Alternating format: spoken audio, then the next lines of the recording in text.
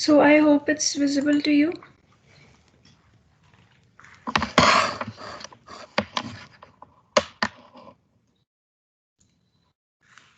I'm audible to all of you.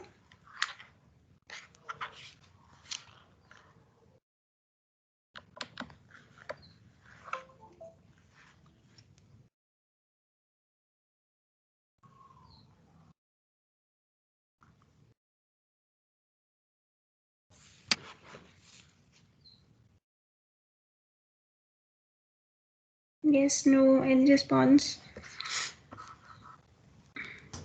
Yes, ma'am. Okay, so let me start with. So this was, I have with me the set of questions that were in the midterm paper. Okay, so first question that we have over here is, suppose you have. So let's discuss one by one, and if you find something is not okay, let me know. Okay, so we'll discuss it in detail also. Okay, so let's start. So first question is, suppose you have input cube of 32 cross 32 cross 16. So 16 is the number of channels we all know, and 32 cross 32 is the input image size, that is rows and columns. Okay, now we apply max pooling with a stride of 2. So S is equals to 2 and filter size is 2 cross 2. So what is the size of the filter cube that we have? So it would be 2 cross 2 cross 16, right? So we have 32 cross 16 input, and this is image, and filter is 2 cross 2 cross 16. Now we apply a stride of 2. Okay, so what is the size of the output cube? So how do we calculate the output cube? It is n minus f plus 1 by s, right? So what would be the final output? It would be n minus f plus 1. So that is uh, 32 minus 2 plus 1. So that is by s. So s is 2. So what would be the size? That is n minus f plus 1 by 2 cross n minus f plus 1 by 2. So this is the formula we know already. So this will get 16 cross 16. Now we have a filter. We have apply max pooling with a stride of this, and filter size is 2 cross 2. Number of filters is not specified. This means we have only one filter. So number of filter is equals to 1. So what would be the size of the output cube?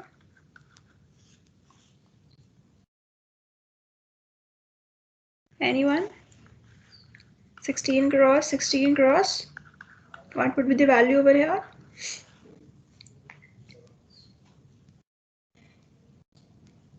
1, because we have one filter. Okay, so the out size of the output cube is 16 cross 16 cross 8. So this is wrong. So first answer is wrong. So that is why. So correct answer is 16 cross 16 cross 1. Okay, so let's move on to next question, which says, okay,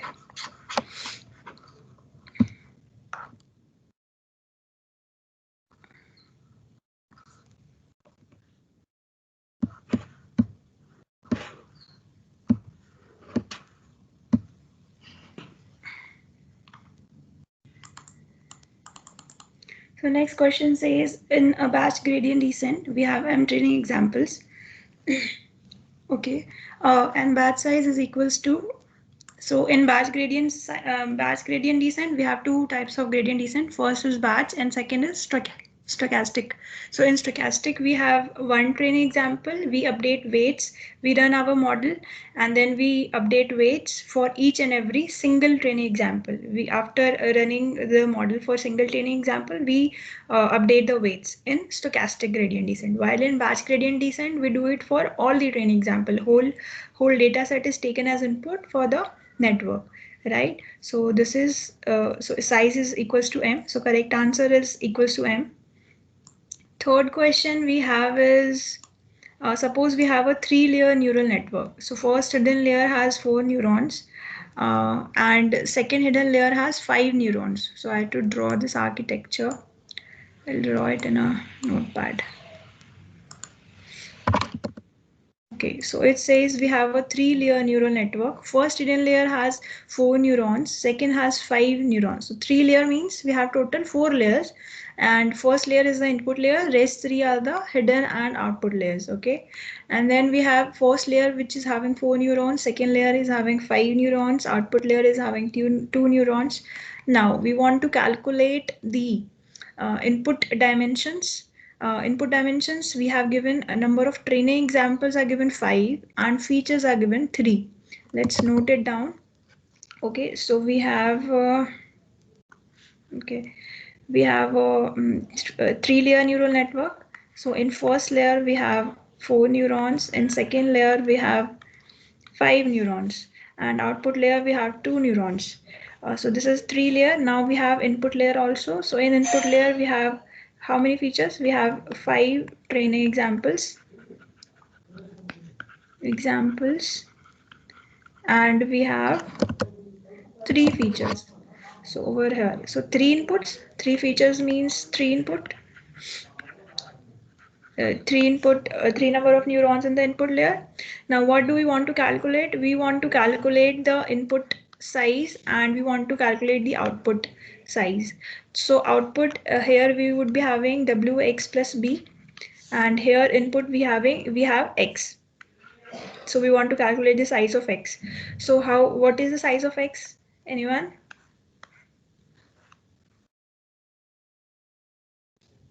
X is the input in the first layer.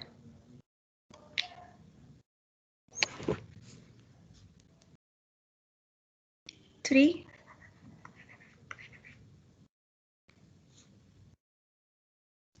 3 cross 5. Yes, 3 cross 5 or 5 cross 3, anything is okay. Because if you are taking 3 cross 5, here you have to reverse these weights. Weights here generally what I take is I do it 4 cross 3. So if you are using 3 cross 5, you have to take it. If you are taking 3 cross 5, you have to do it 3 cross 4. So you have to reverse these things.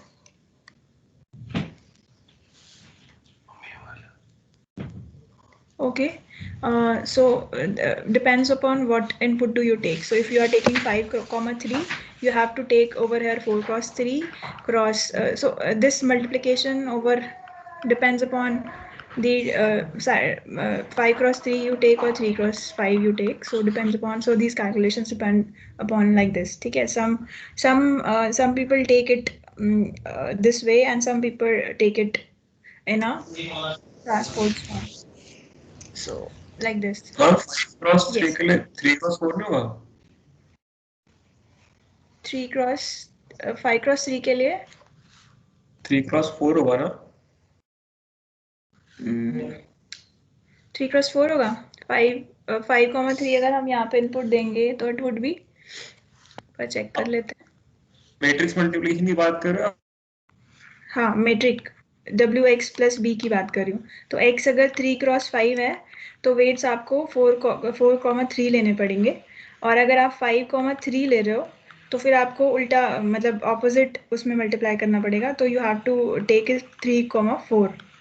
So this is 4 cross 3 weight matrix, and this is 3 cross 4 weight matrix, and this is input x. So I was saying ki if I am taking 5,3, so weight matrix you have to take 3,4. If you are taking input 3 cross 5, you have to take weight matrix 4,3. Yeah. So this is wx. Now plus b is similar to whatever the output is returned. So if you are taking the first part, you would be having a 4,5. So you have to take bias as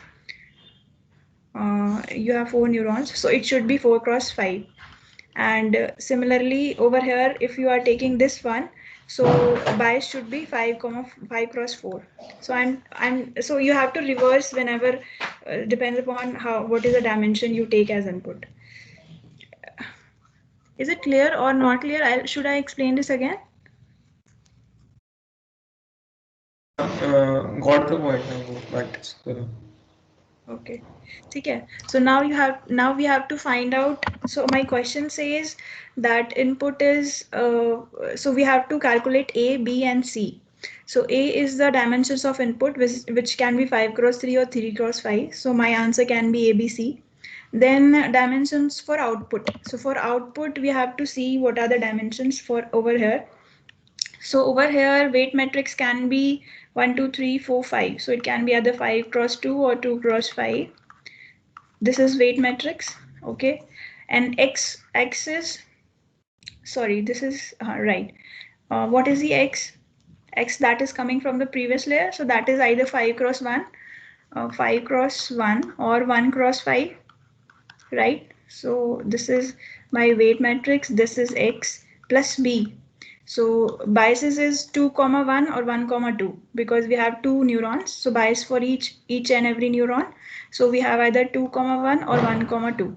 So depends upon, so here it would be 2 cross 1, here it would be 1 cross 2. Okay. So either this one is correct or the above one is correct. Okay. So either in options you have to check either this should be there or this should be there. So let's see what is they are asking. So they are asking output layer weight matrix and activation. So this is, so final activation here I will get is size of the final activation is 2 cross 1. If you multiply this, and over here you will get is 1 cross 2. So either this is correct or this is correct. Okay. So now, so answer is either this or this. Again, we have A, B, and C. Now the weight matrix. So they are asking B. So if weight is 2 cross 5, output should be 2 cross 1. And if weight matrix is 5 cross 2, output should be 1 cross 2. So let's see which one fits perfectly. So this is 2 comma 5 and 2 comma 1. So this is correct answer. 2 cross 5 is the weight and 2 cross 1 is the activation. And we have input is 3 comma 5, 3 cross 5. Okay, so this is the correct answer. Some students got confused in this part because if you take this 5 cross 2 and 1 cross 2 as answer, so it was over here 5 cross 2 and 1 cross 2. So it's not present anyway, so that was wrong. So don't get confused. So either this whole scenario is correct, or if you are taking it 2 cross 5, so this should be same across all the layers. So this dimensions x and y are same across the dimensions. Okay. So this is just for calculations. Okay, so let's move on to next question. I hope this part is clear.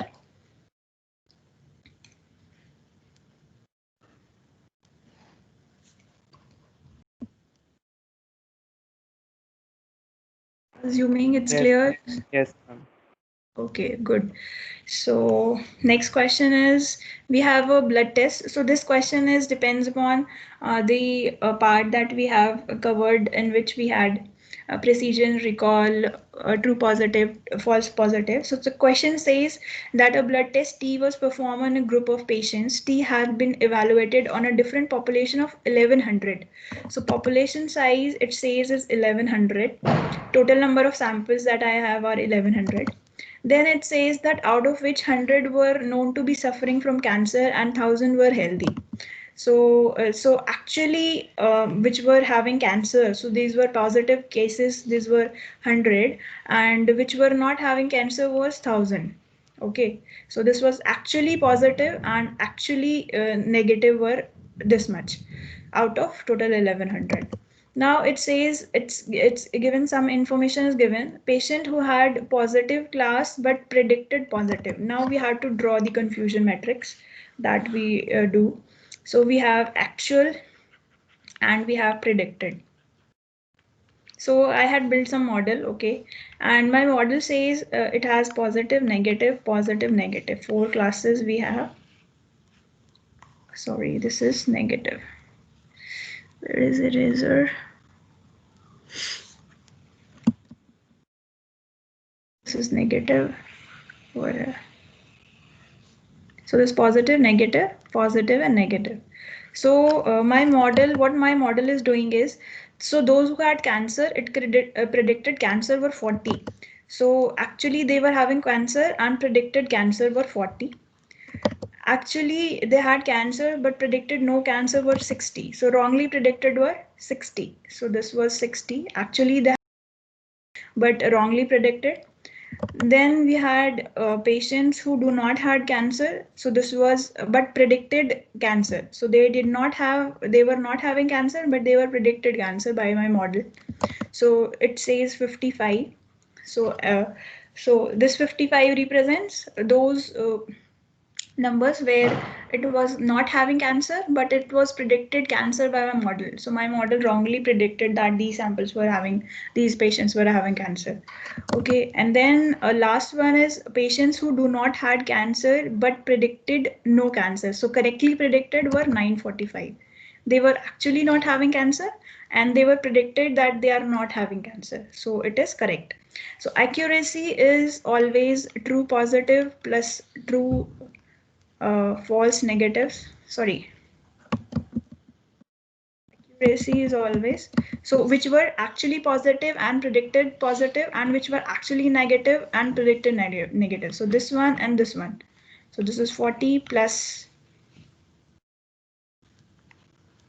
945 plus out of total. So this total, if you calculate this total, so this is, because if you calculate this upper row, so 40 plus 60 is 100, and 55 plus 945 is 1000. So it's saying that actually 100 patients were positive and actually 1000 were negative. Okay, so accuracy is which were actually positive and predicted positive, and which were actually negative and predicted negative. So this is 985 by 1100. Okay, so this was my answer. Okay. So next question is, we had input data values which are given in a sequence, and we want to, they're asking whether this min max normalization centers the data points. No, it does not. Why? Because min max normalization ranges our data point to a specific range. So it scales my data point to a specific range. I can scale it to 1 to 10, I can scale it to 1 to 2, I can scale it to 0 to 1, depending upon what I want as input range. Okay, so I can scale my data point to any given range. So it is not centering the data points, it's only rescaling them, it's only changing the range. Okay, so min max does not perform the centering. Centering is done by z-score normalization, which centers the whole data point around mean. So it first calculates the mean in z-score and then subtracts from all the data points to give the variance, basically how much each and every data point is away from the mean. So it centers the data point. Z-score centers, but mean max doesn't. So this is answer is false. So next question is, suppose a logistic regression has 3 types of objects. So output objects, so how many classes? If we are classifying 3 objects, so number of classes are 3. And softmax function would be output layer. If in an output layer you can have a number of classes. So output layer specifies the number of classes you are identifying in the model. So if you are having 3 objects, so 3 number of classes, so 3 output neurons. Okay.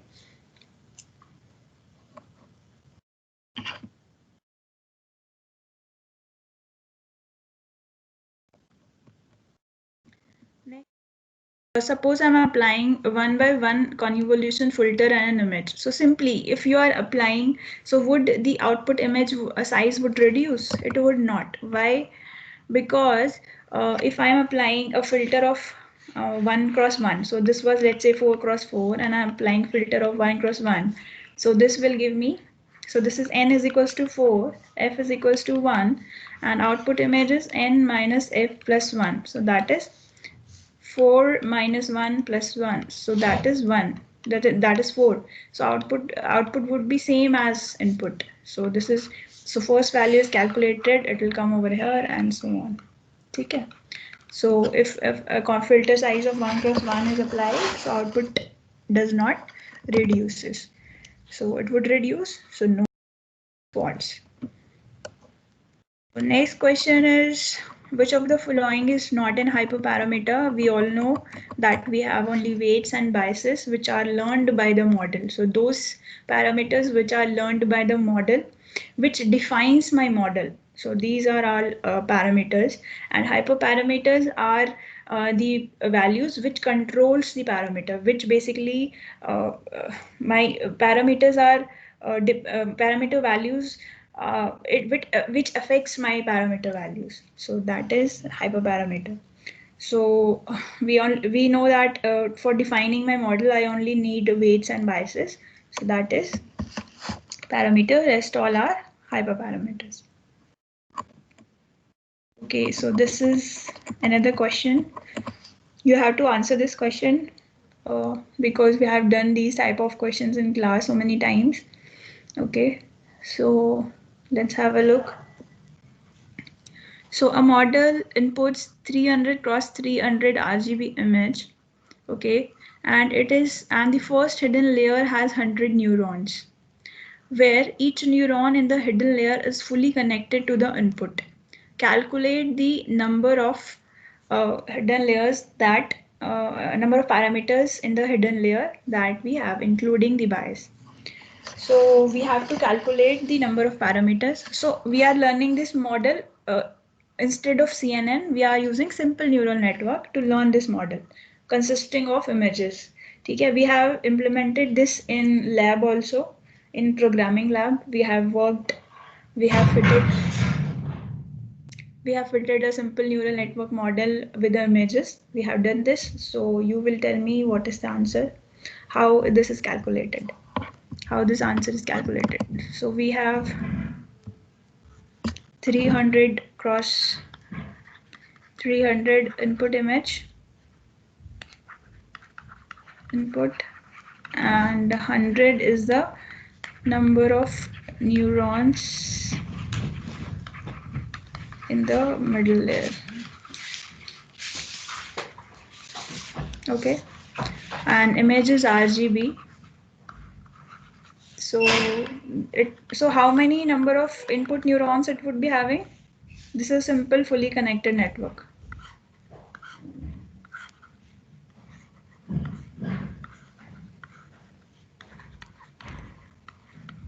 How many neurons over here?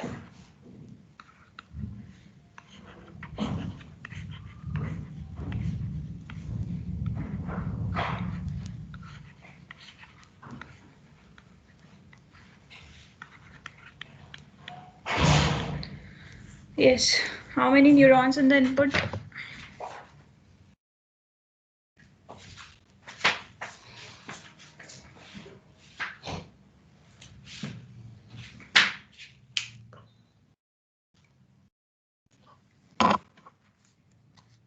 Three hundred plus 300.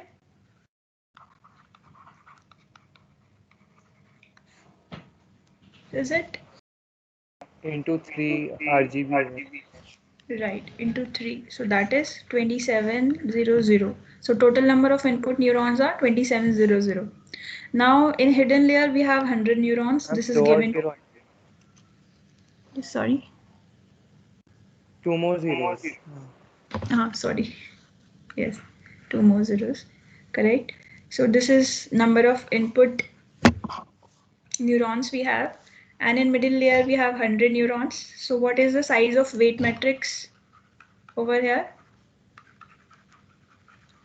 This would be 270000 into 100, right? And how many number of biases do we have? 100. 100. So total we have 27000. How many zeros? 0 and then 100. Is it? So this is the answer. Yes. Okay. So next question. I hope this is clear. Next question is, we have input image of 15 cross 15. If we pad in both the directions with p is equals to 2, so what is the dimension? So simply padding will increase the dimensions in both both sides. So this was 15 cross 15. So padding of 2. So this would become 17, and padding of 2 over here, this would become 19. So total, and again padding of 2 in x direction over here. So this would be something like this, and then this would be something like this. So total final image size would be 19 cross 19. So in both the x and y directions. So final output after padding is 19 cross 19. Okay. Next question is gradient descent. So this is an optimization algorithm. We know this. We have worked with it. Question is, for positive values of input, which of the following activation functions will always give positive constant slope? We know that softmax and sigmoid and tanh, they do not have constant slope. ReLU is having constant slope. So ReLU looks like this. So at every point, the slope is same. While in sigmoid, the slope changes at every point. And in tanh, slope changes at every point. Okay. Next question is, pooling layer in CNN does not have parameter to learn. That is true. Only convolution layer is having parameters, while pooling layer does not have. Okay. So next is, we are building a CNN model which takes input 300 cross 300 color images, and we apply 100 filters each of size. Okay, let's solve this one also. Have 300 cross 300 RGB image, and we are applying CNN having 100 filters. Number of filters is 100, and size of filter is 5 cross 5, right? So what is the size of the input cube? 300 cross 300 cross 3. What is the size of filter?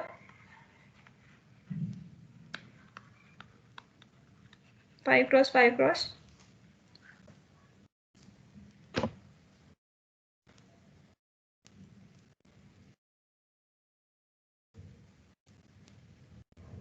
3. 100.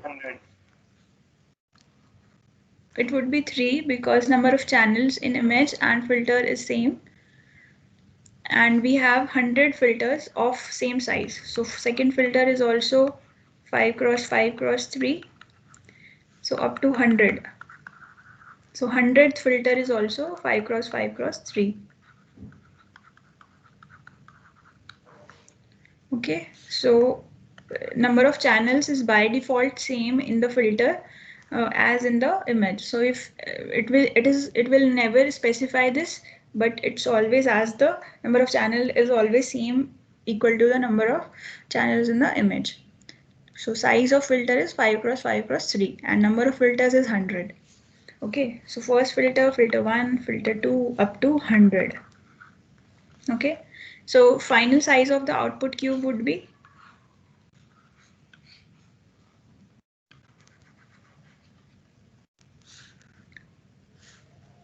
300 minus 5 plus 1, n minus f plus 1, and 300 minus f plus 1.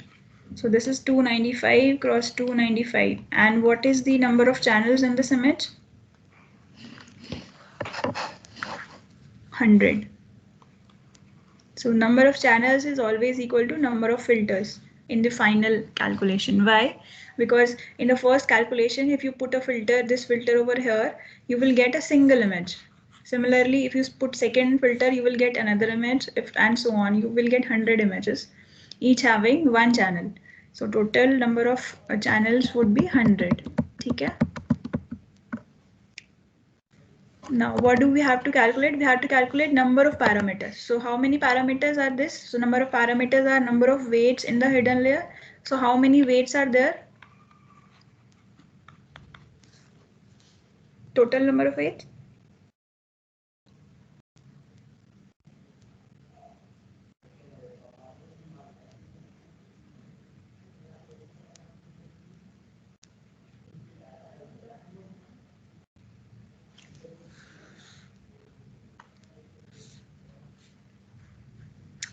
Anyone?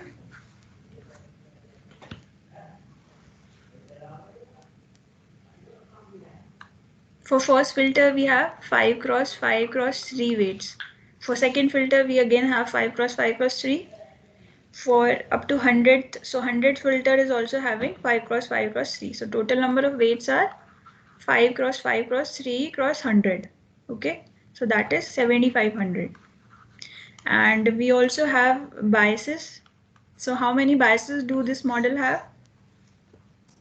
100, right? So first bias for this filter, second bias for second filter, up to 100 bias for 100 filter. So bias is equals to 100. So total number of parameters are 7600. Okay. So this is the final answer. Then we have next question is, after every iteration of a model training, the cost function should decrease. That is what we want. It should decrease always in training as well as in testing set. Value of our goal is to reduce the cost function, to minimize the cost function, hai na? So decrease is the answer. Next is, yes, so this question is, we have weight vector. So this is weights and biases is 0 and we have x. So calculation is theta transpose x plus b. So when we calculate the activation, so we have formula, activation is equals to theta transpose x plus b. Thetas, that is weights, these are given as 0.2 minus 1 minus 0.1 and plus 0.1.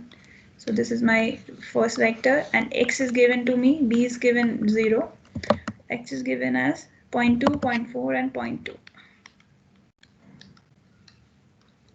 Now I have to calculate the activation. So activation is equals to theta transpose x plus b.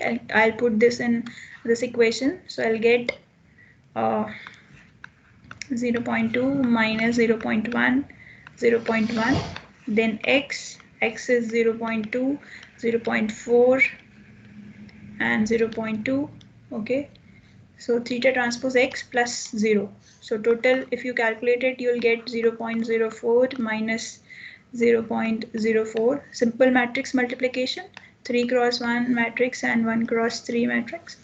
So you will get 0.1 into 0.2. So that is plus 0.02 and plus bias. So this is total 0.02. So answer is 0.02. Okay.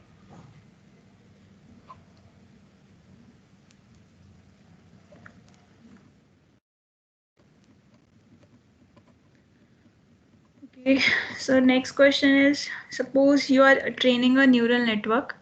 After a while, you saw that loss is not getting decreased.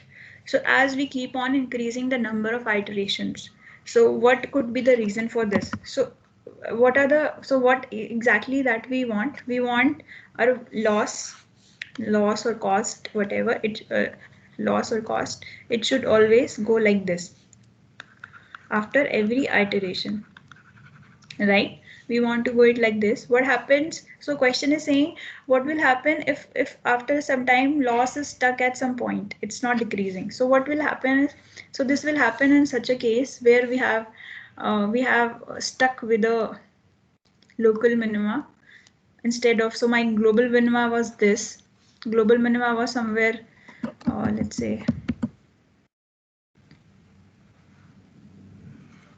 global minima was here and my model is stuck over here.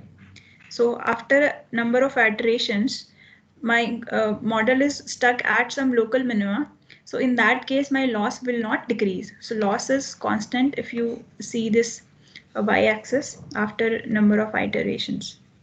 Okay, so this means my model is stuck at some local minima. First thing, also what happens is learning rate is too slow. This means after I'm decreasing the so it's moving very little steps. It's moving from here, it's moving very small step such that loss is almost equal.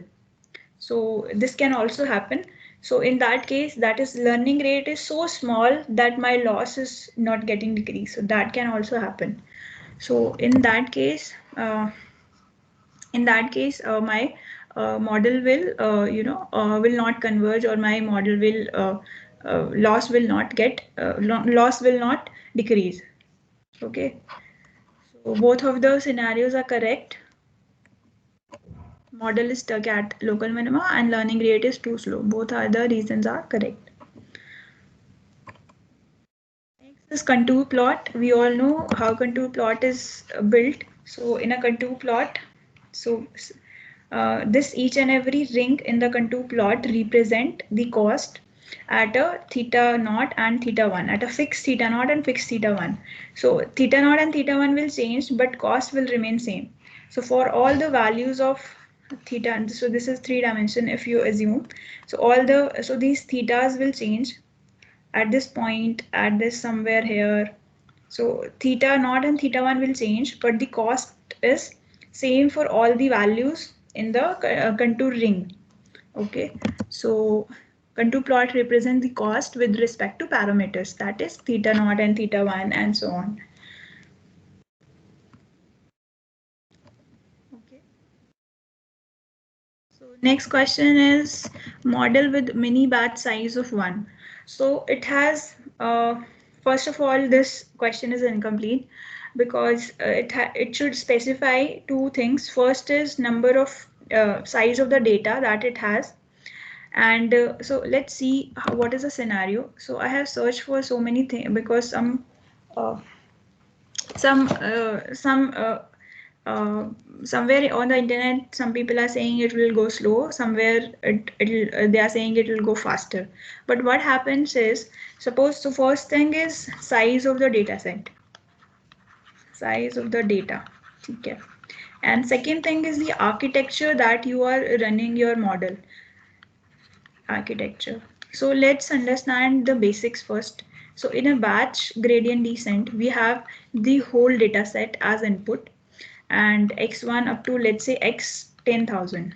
Okay, it will take the whole vector of input in the model. So this is your, let's say, ANN model or CNN model. It will take whole vector, forward propagate, backward propagate, and then it will update weights.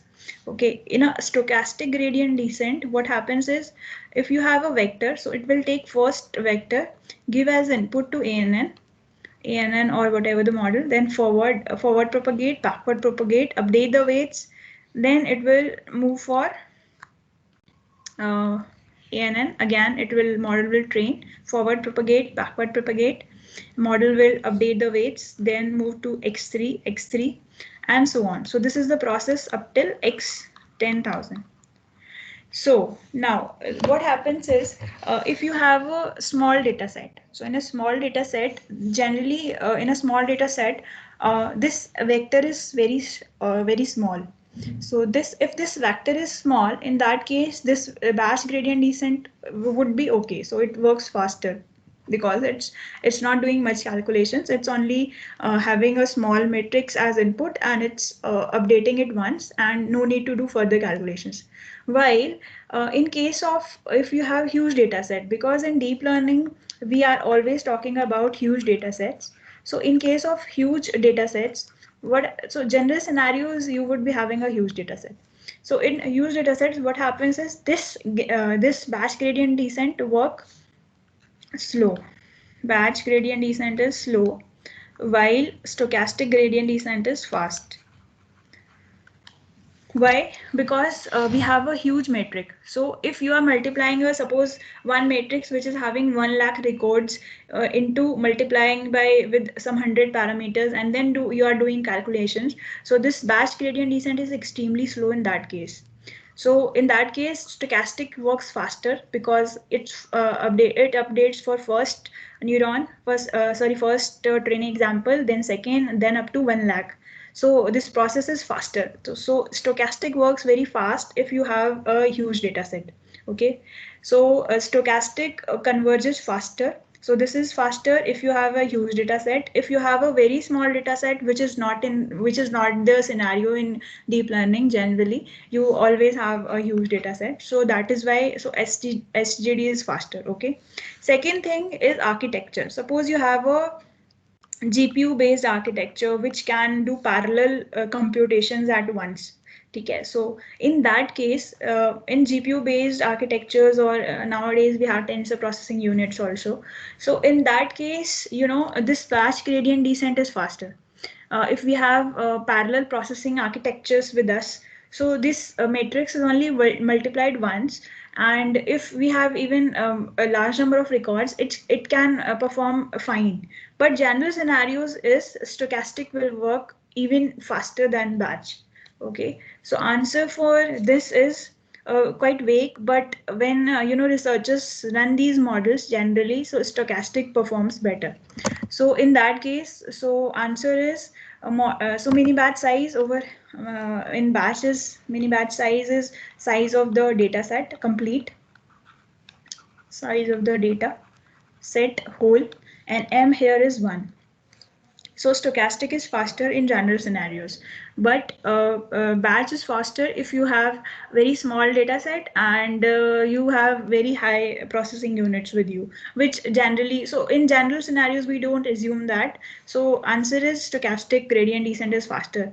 Okay, so there's actually no fixed answer for this, but yes, okay, so we just say in general scenarios where we have a large data set, which is generally in the deep learning we have large data sets only. So stochastic will work faster. We say okay, stochastic work. Also, researchers whenever they apply these two in practically when they code for these two, stochastic performs better than batch. So I've read many articles on this, and most of the articles says that in practical scenarios, stochastic work faster than batch. Okay, so answer for this is it will converge quickly. Okay, so this is so I will give marks to both the whosoever is marked slowly and whosoever is marked quickly. Okay, okay. So this is the size. So this is how we decide. Okay, the convergence in these two models. Okay, next question is data augmentation. So data augmentation, we all know we have a data set of cat dog images, and we select image out of this data set and we apply rotation and shearing. And after performing this operation, we get an output image which is rotated and transformed. So this process is called augmentation. So what happens in augmentation? We have a set of input images, we apply so many transformations on it, and we generate new images from it. And now we put the whole data set, the generated images and the actual images, we add these two, so we have a much bigger data set. Now the data is augmented, or it is much bigger, and now we can give it as input to our model and then we can train it. So basically what we want to do is we want to generalize our model. We want to reduce overfitting by training it on a smaller data set. We want a larger data set for our model to perform well. Okay, so this technique is called data augmentation. Next is suppose the model shows high variance. So we all know high variance means overfitting, and low, this we have discussed in revision also. So model is overfitting. Okay.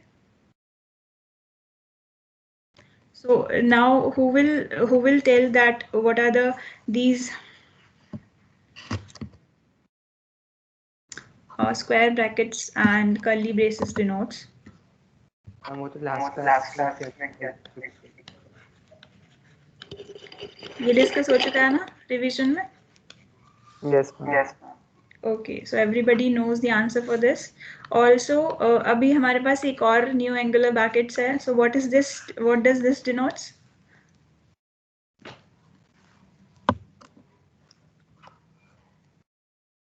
RNNs may we have seen.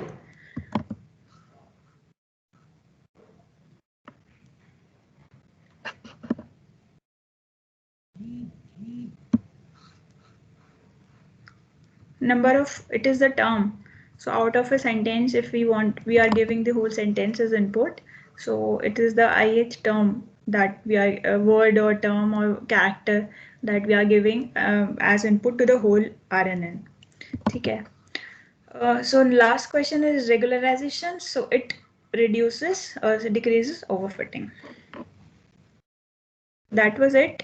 So question paper is discussed. If you have any queries about this, you can ask.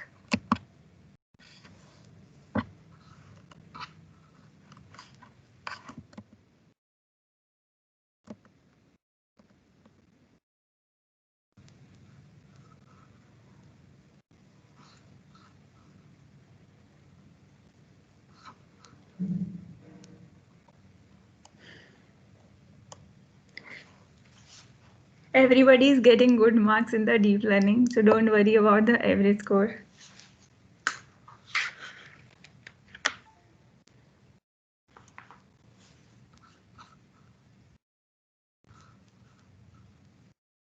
Only 14 students are there. I wanted to take quiz.